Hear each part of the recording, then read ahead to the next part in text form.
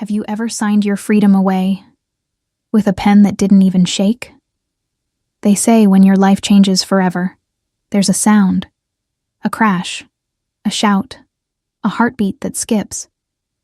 Mine changed in silence, the kind of silence that settles in a law firm conference room at 3:17 p.m. on a Tuesday. I stared at the glossy black pen lying perfectly centered on a white contract. Marriage agreement. Terms. Binding for 3 years. No exit without mutual consent. Assets. Separate. Affection. Optional. Love. Not required. Across from me sat the man I was about to marry. Alexander Drake. Media mogul. New York's most ruthless bachelor. A face made for magazine covers. A soul rumored to be absent. He hadn't said more than 10 words to me since we first met. This wasn't courtship. It was acquisition. And I wasn't the bride. I was the debt. My fingers hovered over the paper, but I didn't hesitate. My father's hospital bills sat in my bag. $28,000 in late-stage heart care and counting. And no one else to pay. So I signed. Click, done. Alexander took the pen, signed his name in 2 swift strokes, and closed the file without looking at me. His voice, deep and clean like cold bourbon, broke the air. You belong to me starting tonight, but don't ask me to love you. He stood. I didn't. Not at first. I watched the space he left behind, wondering if it had always been this empty. Charleston smelled like jasmine and river silt that afternoon. I stepped outside the law office and pulled my coat tighter, though it wasn't the wind that chilled me.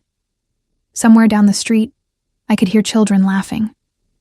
The sound made my throat close. He had given me until 8 p.m. to pack. The driver would pick me up. He would fly me to New York. And by morning, I would be Mrs. Emma Drake, the legally bound, emotionally discarded wife of a man with ice in his veins and fire in his eyes. But I wasn't crying.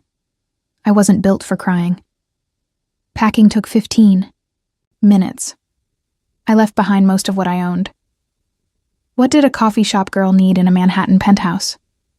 My last glance at the cafe was brief. Chapter and Steam had been my whole world.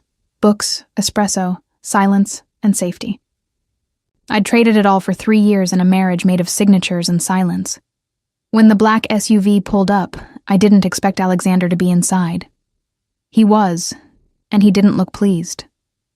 Emma, he said with that voice, smooth, exact, uncaring. I slid into the leather seat beside him and buckled my belt. The air inside smelled of cedarwood and control. You didn't pack much, he said. I didn't come for a vacation. That made him glance at me. His eyes were sharper up close, gray, stormy, laced with warning. I don't like games, he said. Good, I replied. I'm terrible at them. We didn't speak again until the city swallowed us whole. The penthouse was carved from glass and steel. It overlooked the East River, stretching like a kingdom too clean to be real. Inside, the floors gleamed like ice. The walls were a perfect shade of money. Everything smelled like wealth and whiskey, sharp, polished, impersonal. This is your room, he said, pushing open a door to a space larger than my entire apartment.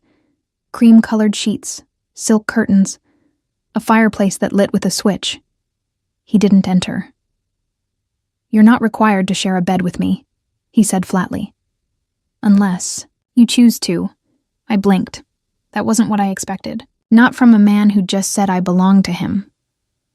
But, he added, stepping close enough that I could feel the heat of his breath. Don't mistake kindness for weakness. This marriage may be a contract, but I do not tolerate rebellion. I didn't flinch. I looked him dead in the eye. Then don't mistake my silence for obedience. His jaw twitched. We stood there, 2 strangers bound by paper, pride, and something darker neither of us wanted to name. Later that night, I sat by the window and stared out over the river, the city lights flickering like stars that forgot, how to shine. I wasn't afraid. I was something worse. Numb. This was the part no one warned you about. Not the leaving, not the losing, but the not feeling. The way survival tasted like ash and victory sounded like someone else's laugh. Didn't knock when he came in. He didn't touch me. He only said, "We have dinner at 8 tomorrow. You'll wear red." And then he left. No good night. No smile. Just that unbending, unreadable voice. But in that moment, something inside me stopped retreating. I wasn't a pawn. I was a woman with a soul, a spine, and a storm gathering in her chest. He may have owned the night, but by morning, I'd make damn sure he remembered who Emma Reyes really was. What's worse, being touched without love, or being untouched like you're nothing at all. The silence in the penthouse had changed. Before, it was clinical, polished, corporate. Now it was personal. Too personal. I stood barefoot on the marble floor of the guest bedroom. Correction, my bedroom now. My suitcase sat untouched in the corner. The fireplace glowed with artificial warmth, casting shadows across the cream silk duvet like someone else's life had been pressed into this room before me. I didn't belong here. But then again, maybe I didn't belong anywhere anymore. Outside, the floor-to-ceiling windows New York pulsed. Yellow cabs zipped through the night. Somewhere below, people were laughing, dancing, falling in and out of love. And up here, in a palace built of glass and silence, I was someone's wife, a wife with no vows, no first dance, no last name spoken with care, just a title and a contract. At precisely 10 p.m., the lock clicked behind me, my stomach tensed. Alexander walked in, jacket gone, tie loosened. His shirt sleeves were rolled to his forearms, exposing strong, sculpted lines and veins like marble beneath skin. He looked like the kind of man who conquered boardrooms and bodies alike. But tonight, he looked unreadable. He didn't say anything. At first, just stood there, scanning me like an object he already owned but couldn't figure out how to use. "You're still dressed," he said. I glanced down at my simple gray dress. Not red, not silk, not seductive. "Should I be naked?" I asked, my voice sharper than intended. His jaw tensed. "I told you. You won't be touched unless you ask for it." "Then why are you here?" "To remind you," he said slowly, stepping forward, "that what you signed wasn't just a business deal. You are in my life now, and I expect you to act like it." I didn't realize silence was a role. That made him pause. For the first time, something flickered behind those cold gray eyes. Confusion, maybe, or curiosity. He stepped closer. One hand lifted, like he might touch my face, but stopped midair.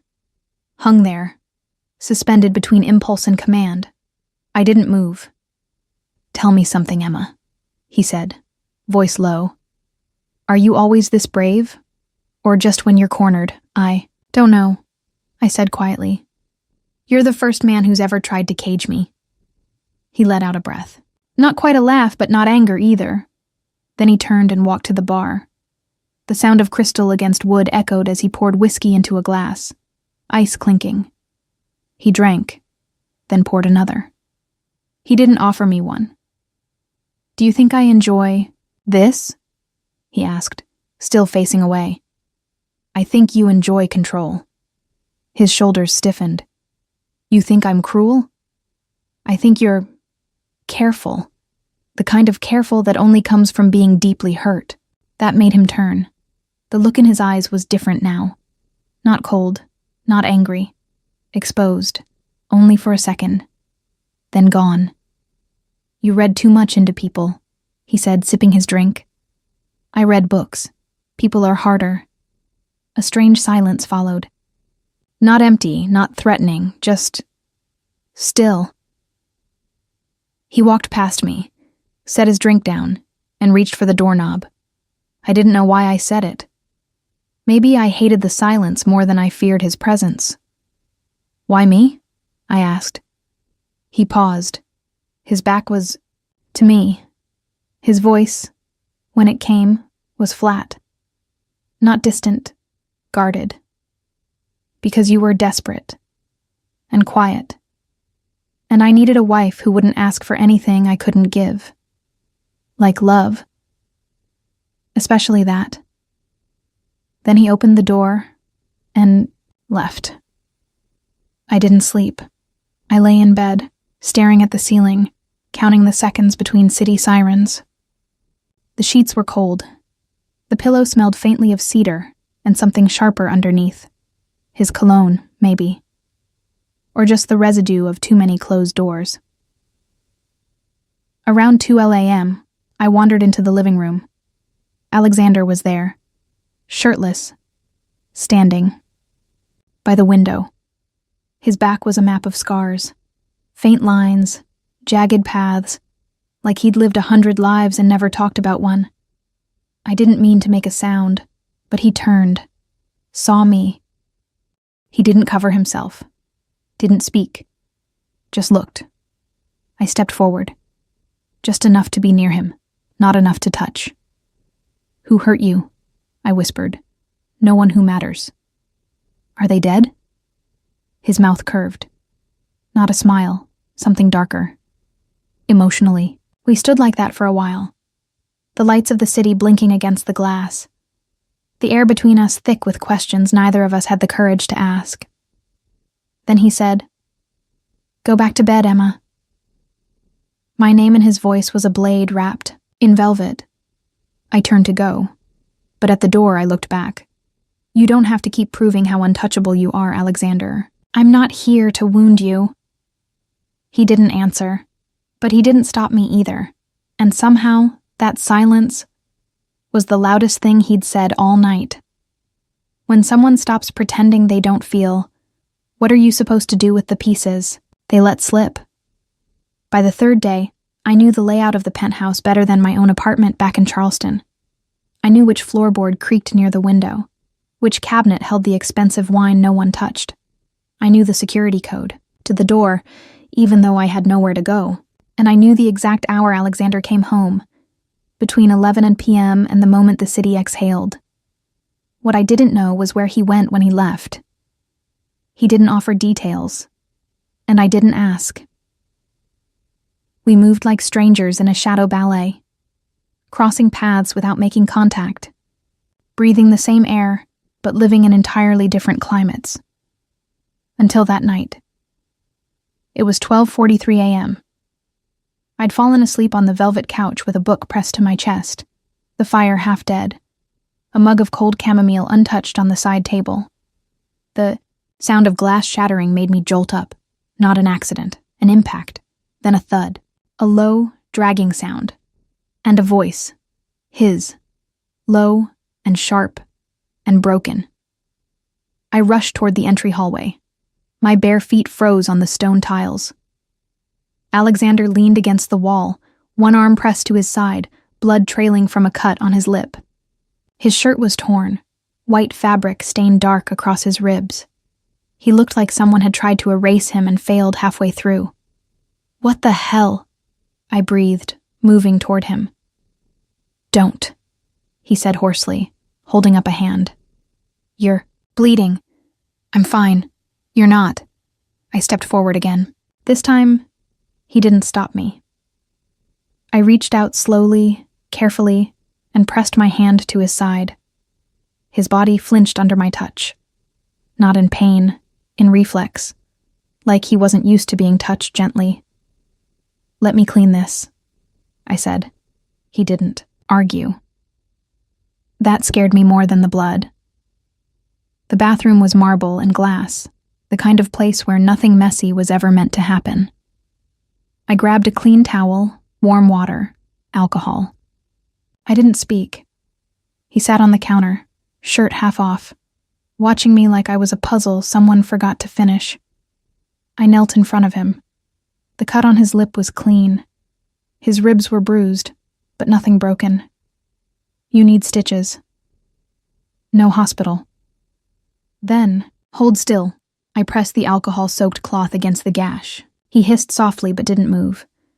For a long moment, the only sound was our breath. Then he asked, "Why are you helping me?" I looked up. His eyes weren't hard now. They were tired. Old. Human. "Because I'm not like you," I said softly. His mouth twitched. "You think I'm a monster?" "I think you're someone who forgot how to bleed without hiding it." That stopped him. He stared at me like I'd spoken a language he hadn't heard in years. Then his voice dropped. "They wanted information." "Who did?" "People who think power is a currency you steal, not earn." I didn't understand the full story, but I didn't need to.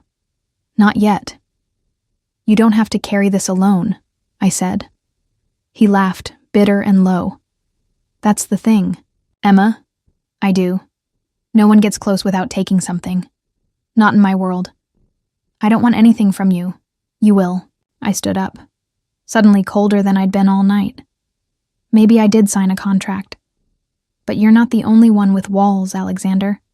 You just hide yours in suits and silence." He looked down at the towel in my hand, now pink with blood.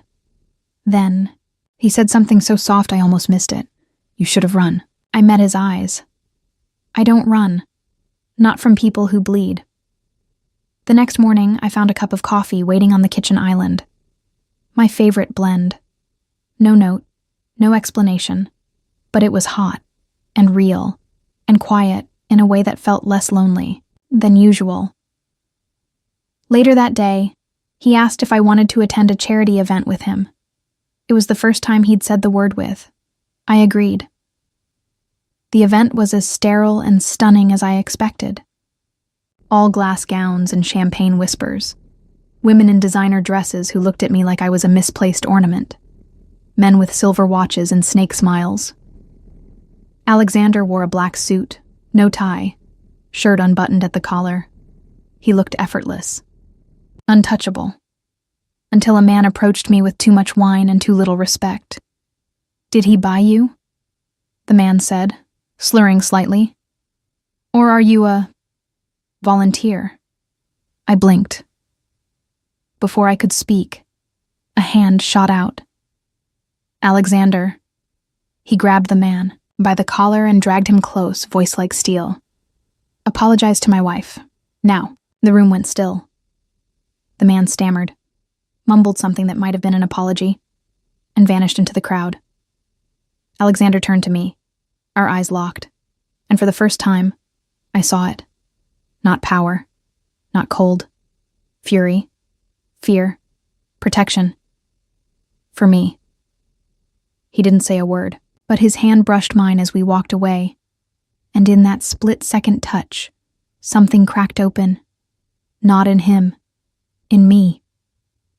What happens when the person you thought owned you begs to be touched? The fight started before either of us said a word. It began with the way he walked in, wet from rain, his coat clinging to broad shoulders, black hair damp against his forehead. Something wild sat behind his eyes, unraveled, human, and it began with me, not backing down. I was already halfway out the door, coat on, bag in hand. "You don't get to decide where I go," I snapped, voice too steady for how hard my heart pounded. Alexander didn't blink. "You are my wife." "No. I'm your contract, and I'm done pretending that means the same thing." His jaw clenched, breath heavy. "This isn't about pretending. It's about safety. You don't want me safe. You want me obedient." He stepped forward, chest rising and falling fast. "I want you alive. Do you have any idea what it would do to me if something happened to you?" I froze. The silence that followed was the loudest thing he'd ever said. He seemed to realize it, too. He looked away, his voice low and unraveling. "I didn't mean that." "Yes," I whispered. "You did." The rain hit the windows in sheets. Lightning flashed over Manhattan, silver veins across a black sky. He turned back toward me. Slow, deliberate. A man fighting himself and losing. I dropped the bag. He saw it. heard it hit the floor, but said nothing. I took one step forward. He didn't move. Another. Now I stood right in front of him. His shirt was soaked, clinging to muscle. His tie was gone. The collar hung open, exposing the sharp line of his throat, his breathing shallow, like he didn't trust air to be real. "Say it," I said. His voice cracked. "What?" "Say what you're afraid of." He didn't. So I kissed him. It wasn't soft. It was collision. Lips crashing, hands grabbing, breath lost. His mouth claimed. Mine like he was dying for it.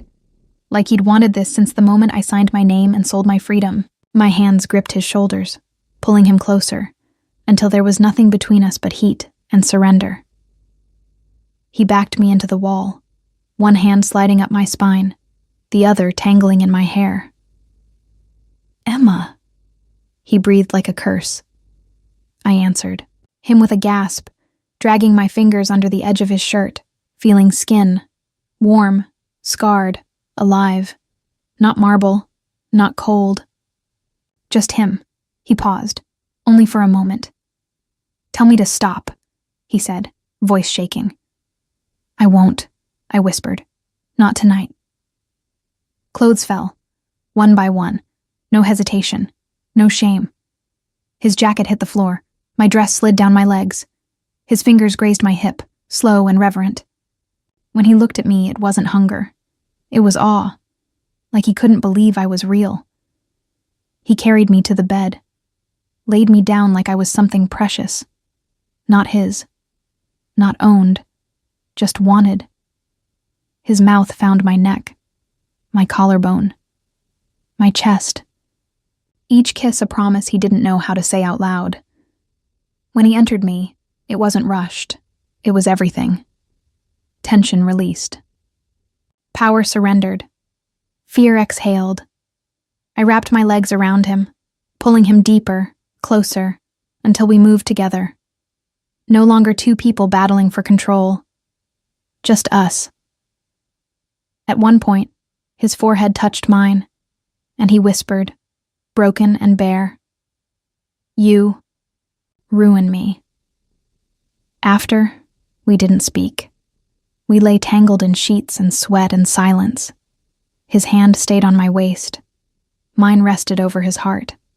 I felt it beat. Steady now. Not the rapid rhythm of conquest, but the slow thrum of a man who finally let someone in. He spoke first. "Do you think this changes anything?" I didn't look at him. "I think it changes everything." He turned toward me, eyes unreadable in the dark. "I don't do love, Emma. And I don't do cages," I replied. Another silence. Not cold, just uncertain. He brushed hair from my cheek, traced the curve of my lip with his thumb. "I don't know how to be good for you." "Then stop trying," I said, closing my eyes. "Just be real." The next morning I woke up still in his arms, and for the first time since this whole nightmare began, I didn't feel owned. I felt seen. What do you do when the man who said he'd never kneel drops to his knees in front of you? I woke up before him. Sunlight slipped through the glass walls, painting gold across his bare shoulders. His arm was still around me, heavy and warm, like his body hadn't accepted that sleep was over, that reality might try to steal this moment back. For a long time I didn't move, just listened to the steady rhythm of his breathing. Not careful, not guarded. Human. The same man who once told me not to expect love now held me like I was the only real thing in his life. I slipped out of bed quietly, careful not to wake him. My body ached in places I hadn't known could feel, not from pain, but from opening, from letting go. In the kitchen, I stood barefoot on cold tile, sipping coffee he didn't make. For once, the silence wasn't suffocating. It felt earned. Behind me, footsteps approached. I didn't turn. Then came his voice, low, rough from sleep, like gravel softened by dawn. You left the bed. You looked peaceful, I said. I'm not. I turned. He was leaning against the doorframe, wearing only sweatpants, hair tousled, eyes still dark from whatever storm lived inside him. And then, he did the last thing I expected. He dropped, to one knee. Not fast, not dramatic. Just quiet, deliberate. Alexander Drake, Manhattan's coldest king, on one knee. My heart stopped. What are you doing? I asked, voice too soft. He looked up at me, and for the first time, I saw fear in those steel gray eyes. Real, raw, no mask. I don't have the right words, he said. I don't have the history, or the softness, or the love you deserve. But last night, his throat tightened. Last night you broke something open in me, and I don't know how to close it. I stood frozen, coffee cooling in my hand. He reached for me, not to grab, but to offer. One hand, palm up. I'm not asking for forgiveness. I'm not even asking you to stay. I just need you to know. Pause. I've never knelt for anyone in my life. Not once. Not for family. Not for business. Not even for God. He swallowed. But I'm kneeling now, because I need you to see me. Not the power, not the money. Just me. I lowered the mug, walked to him, took his hand, and said nothing. What could I say? There are moments words only cheapen. And this was one of them. I knelt too. Right, there on the floor, across from him. We sat in silence, fingers laced, two broken people trying to feel whole for the first time in years. Finally, I spoke. You scare me, I whispered. Because you make me want things I told myself I didn't need. He looked up. What things? Home. Touch. Belonging. A pause. A heartbeat. You, I said. The hours after that unfolded like something foreign to us both. He made breakfast. Real breakfast. Burnt toast. Oversalted eggs. The bacon was good, though. He didn't apologize for the food. I didn't complain. We sat by the window, legs tangled under the table, sharing a plate like people who knew how. He asked me questions, not business ones, not surface, ones where I grew up, what my first job was. If I still dream when I sleep. I asked him what music he listened to in college. He didn't answer right away. Then said, almost shy, Johnny Cash, the lonely kind of songs. Of course he did. Later that evening, he surprised me again. He handed me a small box. No bow. No note. Inside was a necklace. Simple. Silver. A single charm. A tiny book. I looked at him, confused. I asked your assistant, he said.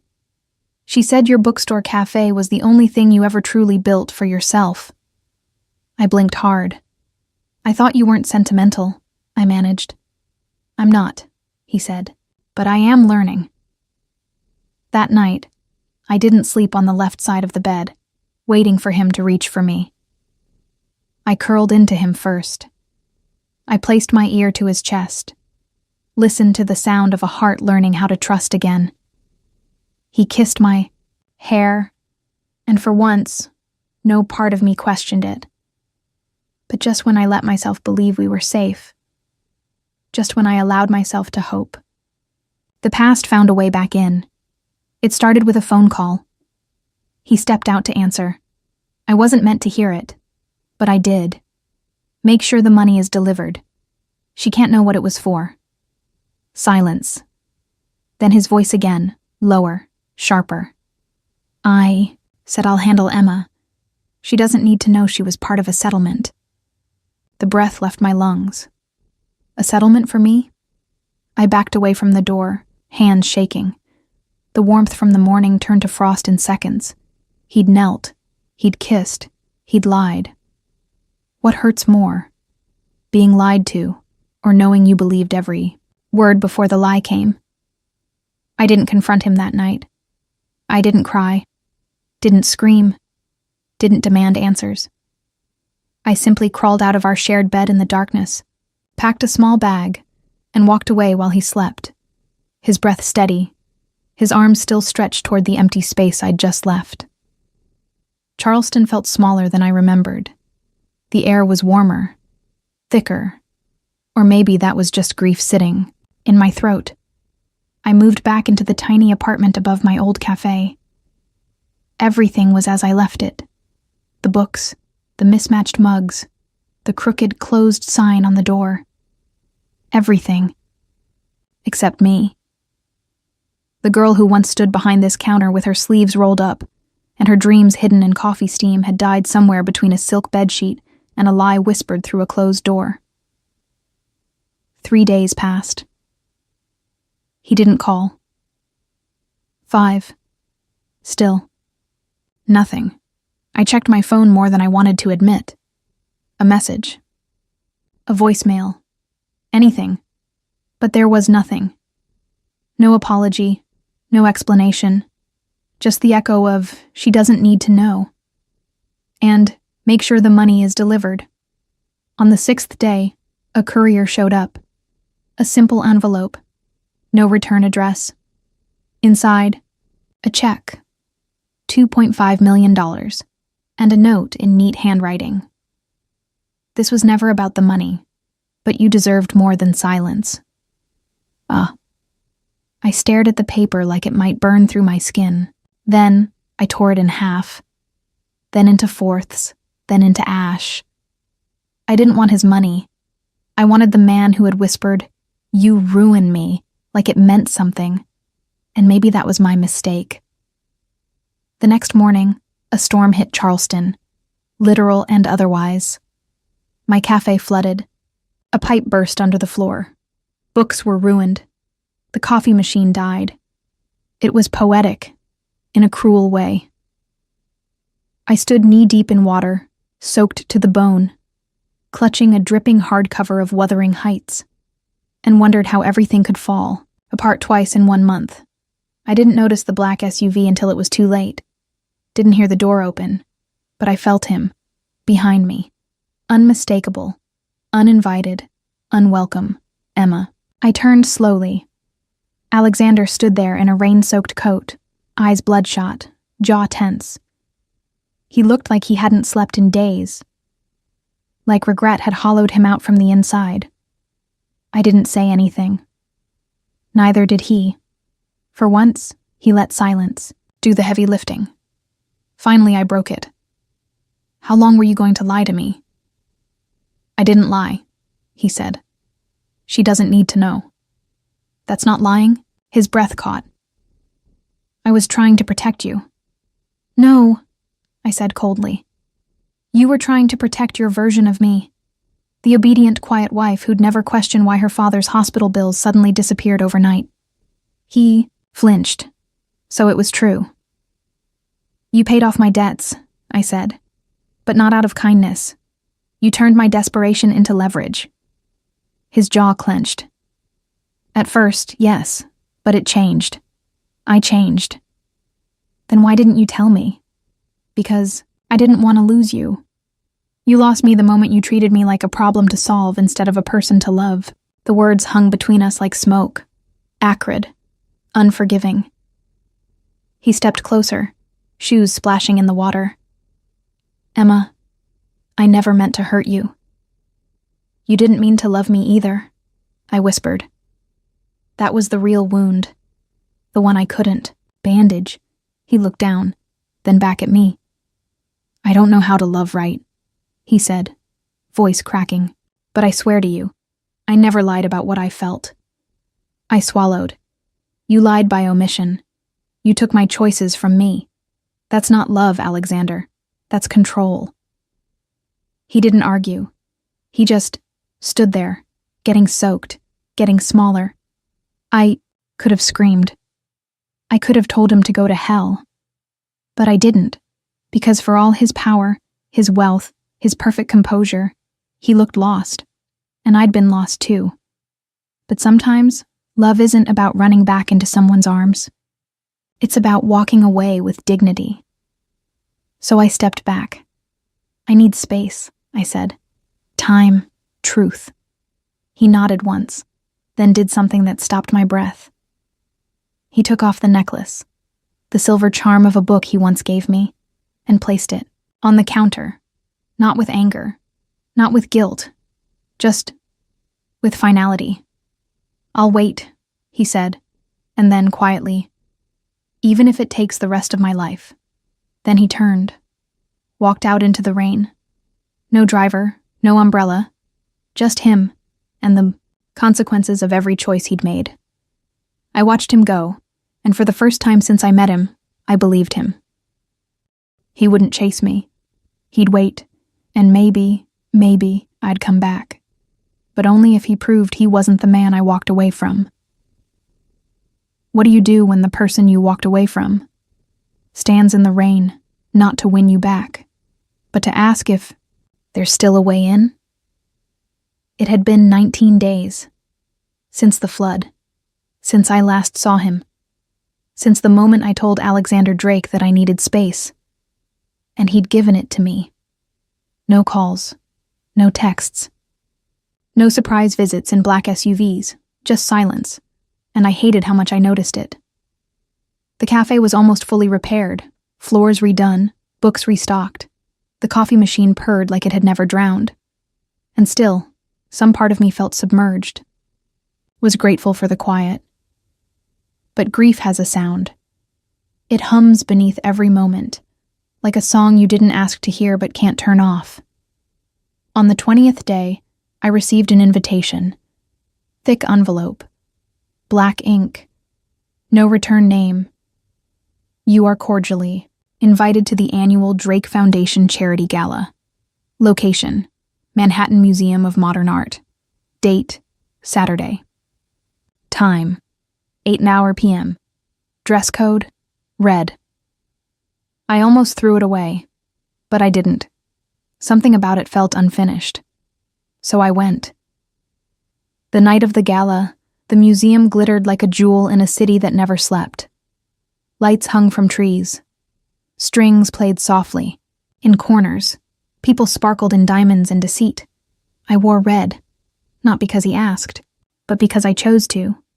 I wanted to walk into that room on my terms. He saw me before I saw him.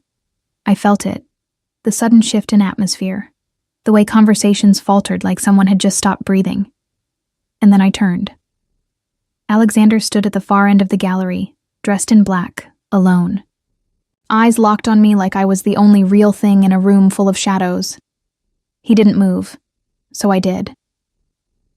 With each step, I remembered every version of us: contractual strangers, cautious allies, desperate lovers, fractured souls. When I reached him, I stopped 2 feet away. Neither of us spoke. Then, from a hidden corner, a man stepped forward. One of Alexander's investors, smirking, slurring. "So this is the charity case, huh?" he said, nodding at me. Alexander didn't hesitate. He stepped in front of me, voice low but lethal. "Say one more word, and I'll ruin your entire legacy in under 3 minutes." The man paled, disappeared. Alexander turned back to me. And in front of everyone, in the middle of Manhattan high society, he did the unthinkable. He stepped out into the courtyard and knelt. In the rain, no theatrics. No grand speech. Just a man in a suit, soaked to the bone, on his knees beneath the sky, holding nothing but truth. I followed. Slowly.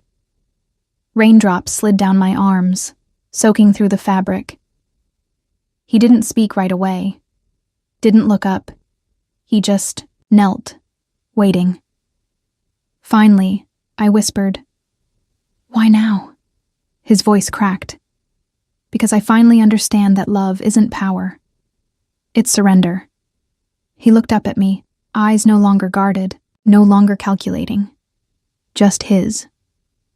I didn't come out here to take you back, he said. I came to give you the chance to leave for good. But I needed you to know the truth before you did. I'm listening, I said.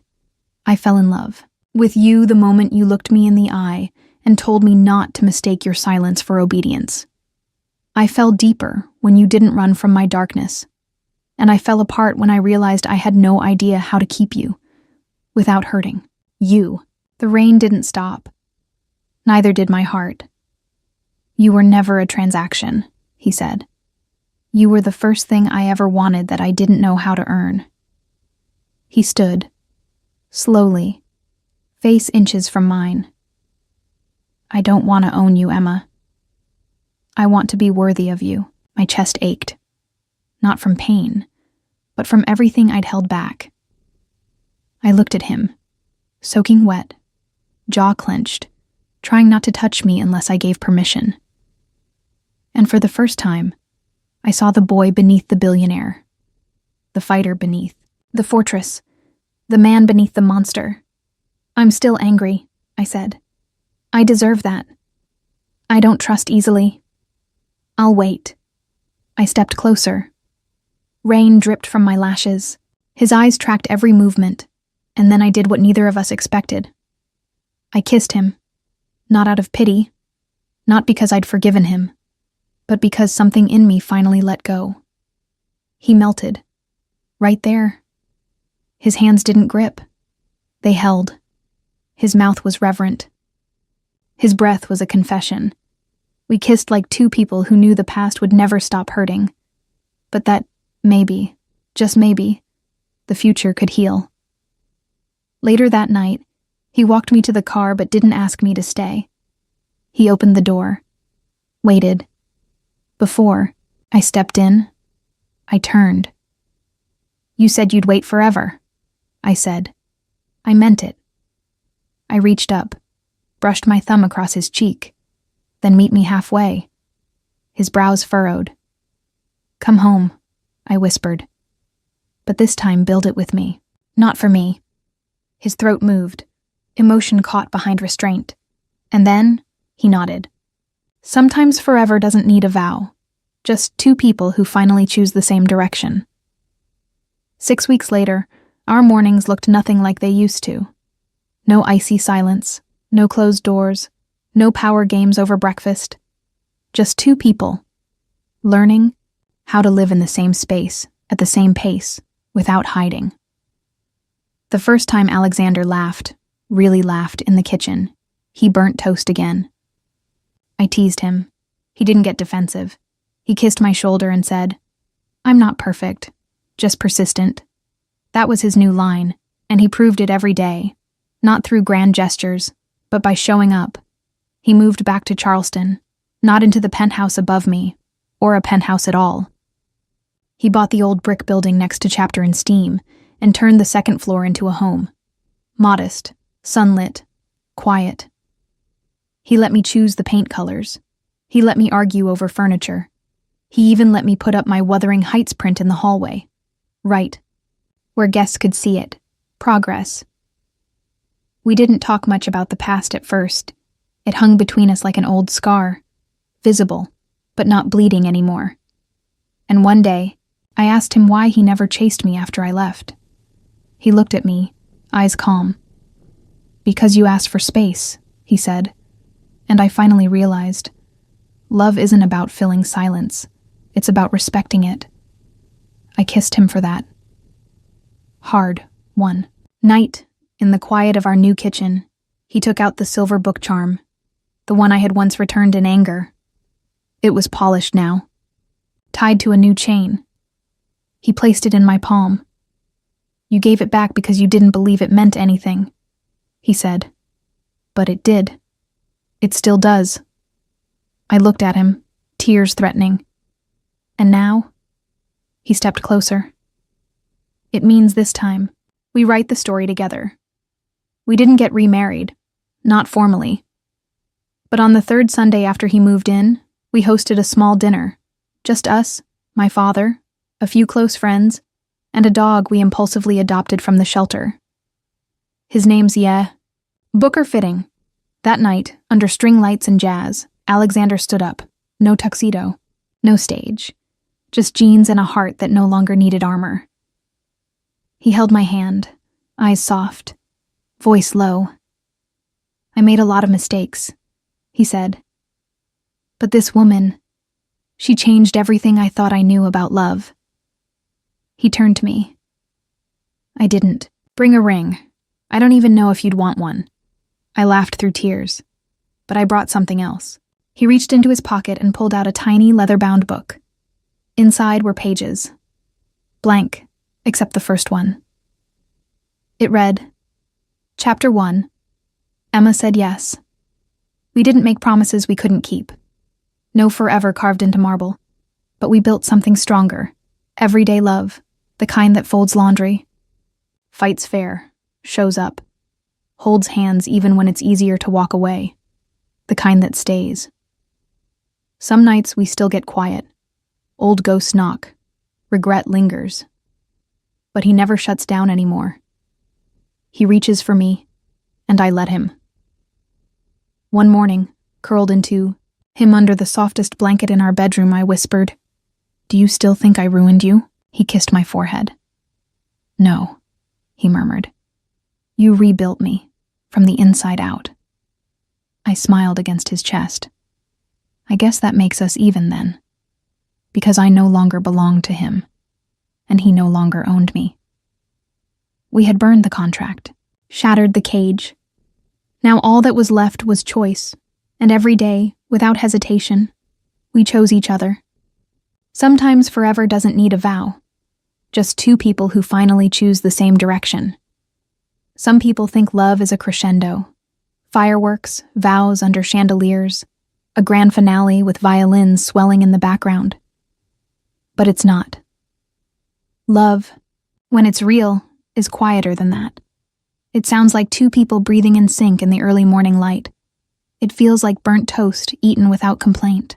It looks like one hand reaching for another in the middle of a silent room, not to hold on for control, but just to say, "I'm still here." Emma didn't love Alexander because he changed for her. She loved him because he finally stopped performing. He stopped hiding. And when he stripped away the armor, what was left wasn't a perfect man, but a man who chose to stay. And she did the same. Not because it was easy, not because it was safe, but because she realized strength isn't walking away to prove a point. It's coming back when both people are finally ready to build something real. That kind of love doesn't come fast. It doesn't come clean. It comes with silence, distance, cracks.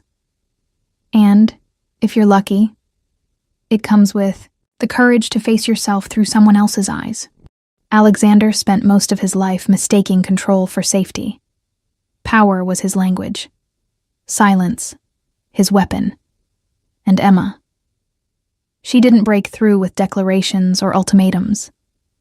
She waited. She walked away when she needed to. And when she came back, it wasn't with forgiveness as a gift. It was with standards. She let him earn his way in. Not with flowers, not with diamonds, with honesty, with presence, with proof that change wasn't a performance. It was a process. That's the part they don't tell you in fairy tales. That happily ever after isn't the end. It's the start of learning each other all over again. With new scars, new fears, new vows, spoken not at the altar, but across a dinner table, or a hallway, or in the middle of a rainstorm when pride finally gives out. Maybe you've loved someone, like Alexander.